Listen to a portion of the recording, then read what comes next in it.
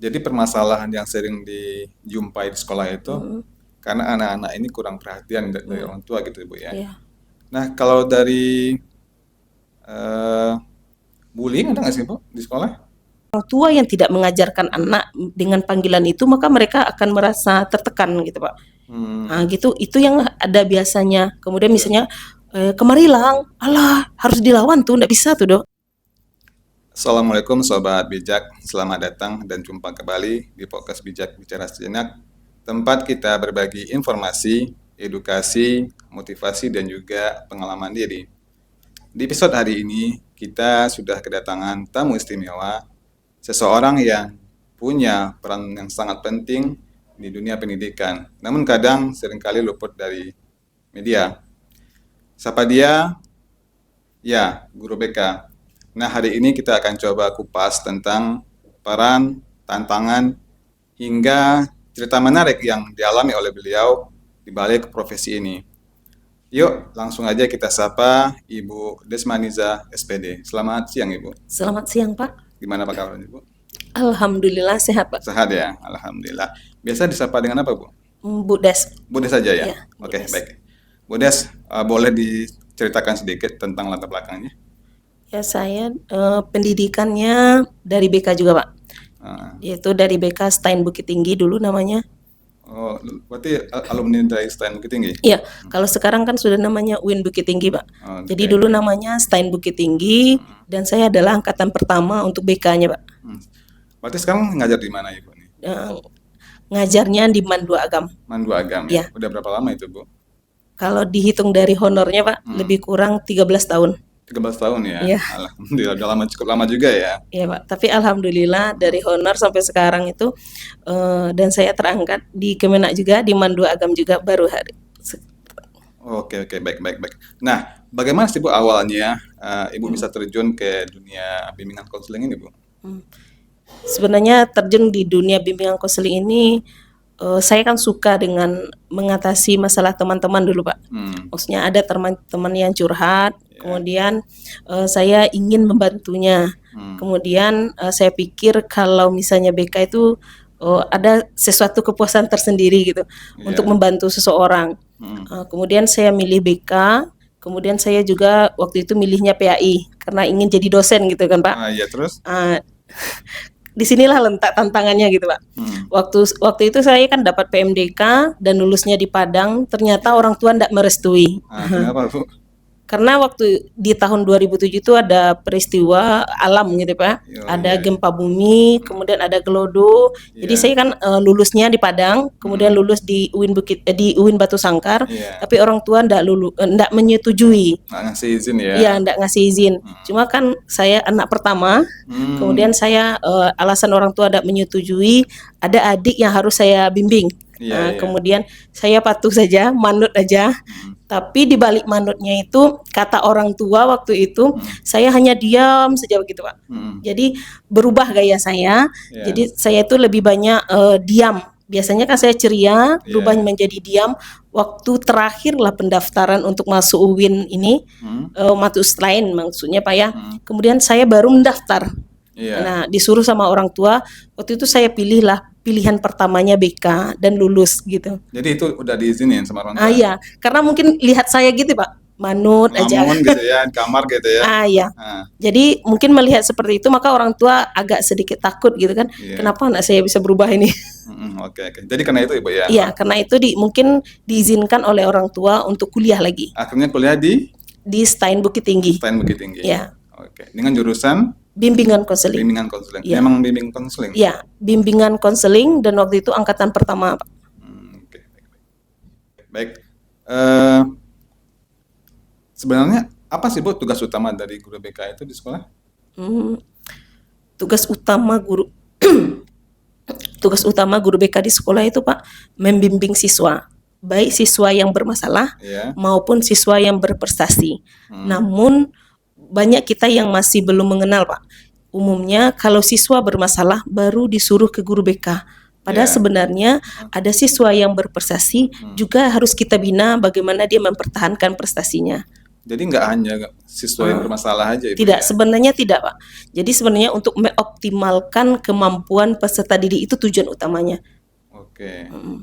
Terus ada nggak sih Bu perbedaan yang mendasar antara guru mata pelajaran yang lain dengan guru BK ini?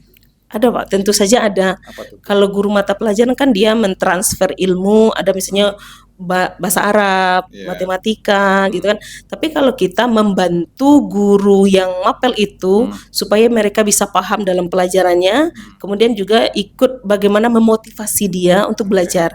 Kemudian kalau ada masalah-masalah dalam menghadapi guru itu bisa kita selesaikan. Apakah nanti dari tugas, mungkin tidak merasa nyaman atau terlambat dan segala macam. Itu Iya. tugas guru BK, Pak. Ini kan Ibu sudah 13 tahun ya jadi Iya. guru BK.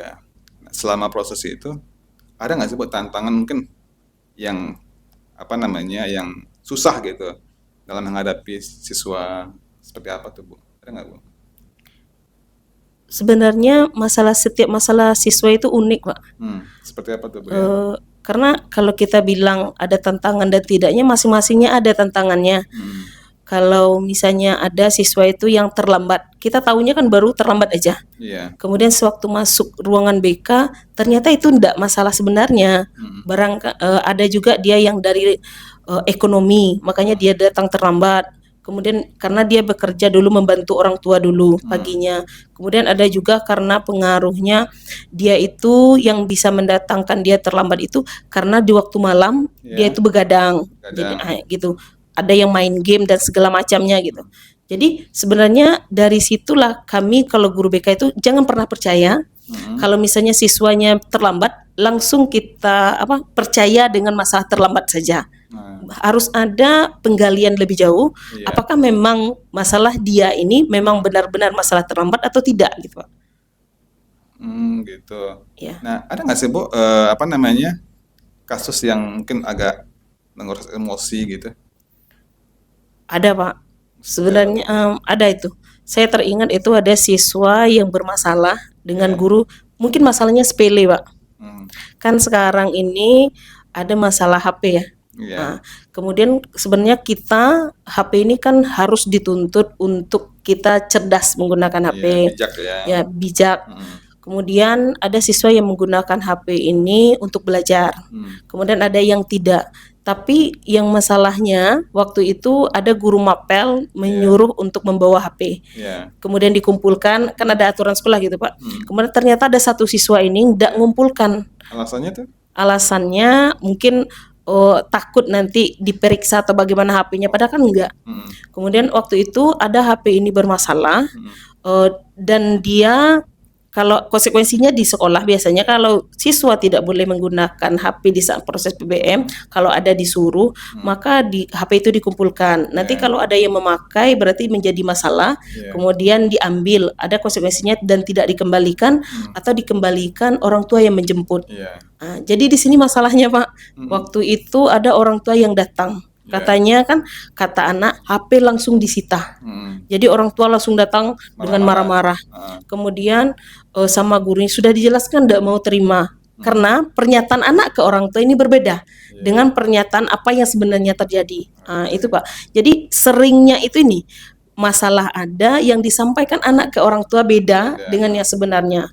Maka itu yang menguras seringnya gitu, Pak. Untuk bagaimana memahami orang tua lagi, ini loh aturan kita, ini jalannya, dan anak bagaimana dia bisa bersikap jujur kalau dia salah, memang harus ini kesalahan saya gitu. Sampai segitu Ibu ya. Iya. Nah, dari siswa itu Bu ya, biasanya apa sih Bu yang paling banyak permasalahannya? Yang paling banyak itu ya seperti masalah, saya berkesannya masalah muda-mudi karena di mana ya, Pak. Yang paling banyak itu masalah muda-mudi, kemudian masalah broken home, keluarga ya. Ya, kemudian kalau intinya saya lihat kurang perhatian gitu, Pak. Iya. Jadi masalahnya ini masalah terkait dengan apa nih Bu? Yang Dengan perkelahian kah, bullying kah, atau dari sikapnya yang kurang enak dilihat atau gimana nih? kalau masalahnya itu dari sini, Pak. Kita kan punya anak ini. Ya. Nah, permasalahan itu dia mencari perhatian. Jadi mencari perhatian ke jalur yang salah. Ke orang lain maksudnya. Ya, ke orang lain. Awalnya mungkin ke teman akrabnya, Iya. nanti meningkat, maka terjadilah permasalahan lain gitu. Cuma yang setelah digali-gali lagi, Pak, sebenarnya disinilah letaknya saya bagaimana itu ya, susah juga untuk ungkapkan ini, Pak. Iya. Mungkin kesalahan kita sebagai orang tua gitu, Pak. Maksudnya gini, Gimana tuh? pendidikan anak, misalnya kalau anak perempuan, Iya. biasanya kan kita butuh perhatian Iya, dari ayah, Ayah. ibu gitu kan. Iya. Kemudian anak laki-laki juga butuh perhatian Iya. dari ibu dan ayah. Iya. Cuma kalau permasalahan anak ini, apakah memang dia kurang perhatian atau tidak? Ternyata setelah ditanya, Pak, memang anak itu hanya butuh hal kecil, butuh sentuhan dari seorang bapak. Belayan gitu ya. Ya, belayan atau hanya sekedar tanya-tanya aja. Apa kamu sudah makan? Sudah sholat? Nah, kayak Itu gitu. kan khusus untuk anak perempuan itu ya. Kalau yang laki ini gimana, Bu? Laki-laki yang bersama, Pak. Bersama Misalnya juga? dari ibunya juga. Jangan pernah orang tua misalnya anak laki-laki ingin main bola, kemudian ingin bertemu dengan teman, ingin gini, ingin gitu, dilarang semuanya. Seperti anak perempuan. Tapi bagaimana dia inginkan, dia itu punya waktu, tapi ada batasnya, gitu, Pak. Gitu yang paling sering. Dia misalnya hobi untuk main bulu tangkis, atau main volley, atau main futsal. Nanti kan futsal ini biasanya malam ini, Pak. Dia ada teman-temannya kan, nanti pulang larut malam. Itu dia. Kadang-kadang dia bilang gini, kenapa kamu bisa pulang futsal malam-malam nanti berakibat terlambat? Ya orang tua saja ndak ada tanya-tanya, Bu.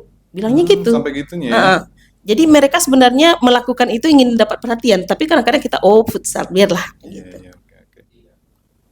Jadi permasalahan yang sering dijumpai di sekolah itu karena anak-anak ini kurang perhatian dari orang tua gitu, Bu ya. Nah, kalau dari bullying ada nggak sih, Bu, di sekolah? Sebenarnya ndak ada itu, Pak. Nggak ada ya? Iya. Cuma bully itu yang ada itu kan misalnya karena ketidaksiapan anak aja gitu, Pak. Contoh, kalau ada anak misalnya kan kalau kita di Minang ini kan biasanya dipanggil ang atau kau. Jadi kalau ada orang tua yang tidak mengajarkan anak dengan panggilan itu, maka mereka akan merasa tertekan gitu, Pak. Nah, gitu. Itu yang ada biasanya. Kemudian misalnya kemarilah dianggap itu sebagai Kasar gitu ya? kasar. Diawali dari itu atau kita orang tua tidak mengajarkan caranya bagaimana menghadapi menghadapi teman-teman. Bagaimana cara melihat, cara kita tersenyum. Itu kadang-kadang mungkin hal itu sepele, tapi di lingkungan, di perkembangan anak-anak itu bermasalah, Pak. Contohnya kayak melihat atau melirik kan.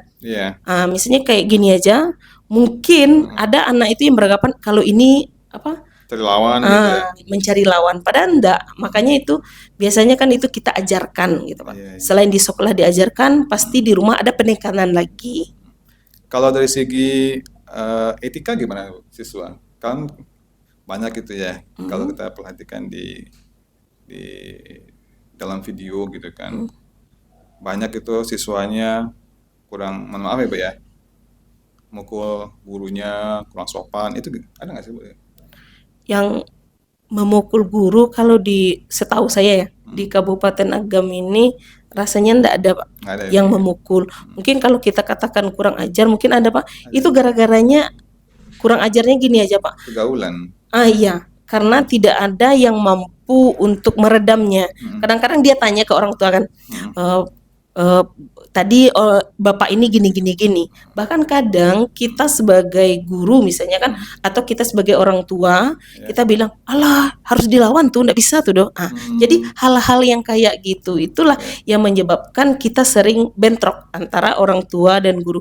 Kalau kita lihat, Pak, dari pendidikan dulu, misalnya kan kalau dulu ya, waktu zaman orang tua kita atau zaman nenek lah, kalau ada di guru yang memarahi, pasti kalau kita ngadu pulang, pasti itu ditambahkan.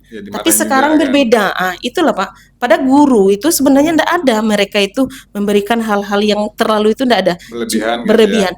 Cuma karena pengaduan anak, kita kita berikan dukungan. Kalau yang salah itu kita bela, makanya anak seperti itu, Pak. Jadi baik, gini, Bu, jadi kan gimana sih, Bu, cara seorang guru BK itu untuk menjaga kepercayaan dari siswa yang mungkin dia ada masalah gitu. Gimana tuh caranya? Hmm, kan menjaga kepercayaan ini di dalam BK itu yang hal yang sangat penting, Pak. Iya. Itu adalah azas kerahasiaan. Mm-mm. Jadi kita kalau sudah ada anak bermasalah, kita itu memang menjaga rahasianya. Apapun yang dia bicarakan, kita jaga. Iya. Kita jaga kepada orang tuanya, Mm-mm. kemudian kita jaga juga kepada guru yang Iya. bersangkutan. Walaupun ada yang guru yang kepo-kepo, Pak, misalnya Iya. kan masuk ruangan BK, tadi ngapain gini gini gini, maka kita jaga hanya garis besarnya saja. Iya, iya. Dia bermasalah dengan mata pelajaran, gitu aja. Iya. Tidak mendetil membicarakan apa yang disalahnya. Ya karena mungkin waktu di zaman saya sekolah mungkin ibu juga pernah gitu kan ya. Kadang-kadang kalau kita masuk aja tuh atau ada teman aja yang masuk ke ruang BK, ini guru-guru udah mulai kepo nih kan. Saya lah, kenapa tuh? Ya kan? Nakal juga lah. Jadi seakan-akan siswa-siswa yang ada permasalahan ini, kalau ingin masuk ke ruang BK itu agak udah tertanam di dalam pikirannya itu agak gimana gitu Bu ya. Jadi seakan-akan takut dibully juga sama guru-guru gitu kan. Gitu. Kalau kami, Pak, memakai trik biasanya di BK, kami ikut terlibat dalam kegiatan anak. Eh, apakah ini memang caranya betul atau salah, saya nggak tahu ya, Pak. Ya. Biasanya yang saya lakukan adalah saya akan masuk ke dalam dunia anak itu. Contoh, anak sekarang itu kan banyak yang main TikTok, Ya. main game, Sosial media. sosial media. Maka saya akan mencoba, kemudian saya misalnya seperti game itu, saya download juga, saya coba, kemudian saya tanya, Nanda, kamu tahu nggak gini mainnya gimana? Sampai segitu Pak Iya. ya? Kemudian setelah tahu trik-triknya, ini istilah-istilahnya, maka nanti kita akan pelajari dan kita cari lagi ilmunya. Kan internet ada tuh. Iya. Kemudian kita cari apa efek terlalu candu main game. Kemudian kita kaitkanlah dengan perkembangan anak gitu, Pak. Jadi saya enggak mau, kita guru BK itu jangan mau untuk dibodohi oleh anak. Kadang-kadang kalau kita misalnya memberikan masukan, bertanya itu tanpa dasar, maka mereka nanti pasti akan bilang, alah ibu sok tahu. Itu yang paling malas kita sebagai guru BK untuk mendengarnya gitu, Pak. Jadi kita harus ada ilmu dasar lah gitu ya, sebelum kita bertanya kepada siswa gitu kan ya. Nah, ini kan karakter anak kan beda-beda tuh. Jadi ada anak yang enggan atau sulit untuk menyampaikan permasalahannya gitu. Bagaimana Bu tanggapan atau cara menangani anak seperti ini? Kita akan masuk melalui karakternya gitu, Pak. Ada yang anak yang introvert, ada anak ekstrovert. Maka kita masuk dengan bagaimana karakter anak itu. Jadi kita ada misalnya kalau anak yang terbuka mudah saja. Kita tanya 1, 2 gini, dia langsung ces gitu kan. Bagi anak yang tertutup kita pelan-pelan, Pak. Tanyanya. Seperti apa Bu pendekatannya? Kita panggil juga ke ruangan, kemudian kita ajak secara bebek, Nanda, ibu punya data seperti ini, bisa enggak kamu cerita sambil, pasti dia bilang, enggak Bu, enggak. Kemudian kalau enggak, kamu percaya enggak sama ibu? Kemudian kita janji tidak akan menceritakan masalah dia. Mulailah awal-awal bangun, nanti dia akan, kalau sudah bisa kita ngajak dia ngomong dulu, nanti dia akan ngalir, Pak. Biasanya anak-anak yang tertutup itu yang banyak masalahnya. Jadi dipendam aja gitu ya. Dipendam. Beda dengan anak-anak yang terbuka ini biasanya sedang ngapain gitu kan. Beda dengan anak yang tertutup. Jadi lebih mudah pendekatannya gitu. Yang susah itu yang anak yang introvert gitu Bu. Jadi kalau ditanya jawabannya nggak ada gitu kan ya. Ya maksudnya gimana? Kemudian kita harus gali lagi. Tidak cukup untuk 1 kali 2 kali panggilan, Mak. Bisa jadi di panggilan ketiga kemudian kita berikanlah setelah ada layanan, kemudian di dalam belajar kita kita berikan kepercayaan atau paling tidak kita muji dia dulu. Misalnya kan bagus sekarang ya, waktu itu kan dia ada kekurangan-kurangnya, maka kita dekati dia di saat mungkin jam istirahat atau apa, mungkin hanya bertegur sapa saja. Gitu Pak. Gitu Ibu caranya. Menurut Ibu, seberapa penting sih Bu peran kolaborasi antara guru BK, wali kelas ya, dengan guru lain atau dengan orang tua Bu? Sangat penting sekali, Pak. Sangat penting Ya, sekali. Kenapa tuh, Bu? karena yang pertama tadi kan ada wali kelas, Wali kelas, kemudian apa guru lain, kemudian orang tua. orang tua. Yang tiga ini tidak bisa kita lepaskan, Pak. Kita tidak bisa untuk menyelesaikan masalah anak tanpa adanya guru mata pelajaran, Iya. tanpa adanya wali kelas, tanpa adanya orang tua. Iya. Karena kita sering melibatkan ketiga unsur ini. Kalau untuk misalnya Maksudnya informasi, Bu. ada yang dari informasi, kemudian untuk penanganan kasus kita juga butuh yang tiga ini, Pak. Seperti apa tuh, Bu, ya? Gini, contohnya di dalam kelas, Ya. seandainya ada guru mapel bilangnya anak susah, misalnya misalnya bapak dengan belajar dengan saya sering tidur aja, kan itu masalah bapak ya, bapak yang ngajar matematika misal. Kemudian antara saya dan guru mencari trik-trik untuk anak itu, kan setelah dipanggil, kenapa kamu belajar dengan bapak ini gini gini gini, kemudian kan sudah tuntas itu, nanti akan disampaikan ke anak gini-gini loh trik-triknya. Kemudian kita kan tanya ke gurunya, ada enggak perubahan dia setelah kita panggil? Oh, belum ada gini gini gini. Nanti kita tanya, jadi evaluasi itu kita kan tahunya dari guru mapel itu, Pak. Kita kan enggak tahu, misalnya dia bermasalah tadi dalam belajar matematika, kalau tidak kita tanya ke gurunya kan kita enggak tahu apakah dia sudah berubah atau belum. Kemudian kalau ke wali kelas, biasanya anak itu kan muaranya ke wali kelas. Karena wali kelas adalah orang tua kedua dia di sekolah. Kalau apa masalahnya pasti wali kelas tahu. Jadi seluruh data, keterangan dan apapun yang dicurhatkannya, biasanya kan ke wali kelas, Bu, gini gini gini gini gini. Jadi kita ambil juga lah data, kemudian evaluasi juga dari wali kelas. Kemudian kalau sama orang tua, kalau kita sudah konsekuen bikin ada perjanjian lah sama anak untuk dia berubah, pasti harus melibatkan orang tua. Karena enggak bisa, Pak. Sehebat apapun kita di sekolah, adanya aturan, adanya mungkin dengan siswa itu konsekuensi dan ikatan, tapi tanpa ada persetujuan orang tua, tanpa ada pengawasan orang tua, enggak bisa, Pak. Enggak bisa jalan. Jadi ketiga-tiganya sangat penting. Nah, jadi Bu, mengingat waktu juga nih, Bu, ya. Mungkin ini pertanyaan penutup lah dari sisi kita pertemuan hari ini. Apa harapan dari Ibu terhadap siswa dan juga orang tua dalam memahami pentingnya konseling di sekolah? Harapan saya gitu, Pak. Kita berharap dengan adanya guru BK, jadi siswa bisa terentaskan masalahnya. Kemudian guru-guru yang lain memang percaya kepada kami, misalnya dalam mengentaskan masalah. Kemudian dari mengentaskan masalah itu, kalau bisa jangan ada terlalu kepo. Guru-guru ya. Ya, misalnya kan ada biasanya itu kalau ada masuk ruangan BK, nanti anak akan ditanya ngapain gini-gini ya. Itulah masuk juga lah ruang BK. Jadi tidak ada lagi. Kemudian dan orang tua pun jangan pernah ada dalam pemikiran kalau anaknya sudah masuk ruangan BK berarti anaknya jahat, berarti anaknya bandel, tidak. Berarti nggak boleh berpikir Nggak boleh, itu. karena yang masuk ruangan BK itu sebenarnya anak yang ada hambatan menuju ya optimal untuk pendidikannya. Cuma kadang-kadang kita yang sering itu anak-anak yang dalam permasalahan negatif yang masuk ruangan BK. Yang positifnya kadang-kadang kan kita nggak terlalu menanggapi gitu, Pak. Itu harapannya gitu, Pak. Luar biasa sekali ya. Baik, terima kasih banyak Bu Des atas cerita dan insight yang sangat membuka mata kita semua. Semoga setelah ini makin banyak peran dari seorang guru dan juga orang tua dalam membentuk karakter dan masa depan anak. Jadi guru di sekolah, mereka ada bukan untuk menghakimi, tapi membantu.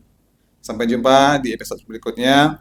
Saya pamit undur diri. Assalamualaikum warahmatullahi wabarakatuh. Waalaikumsalam.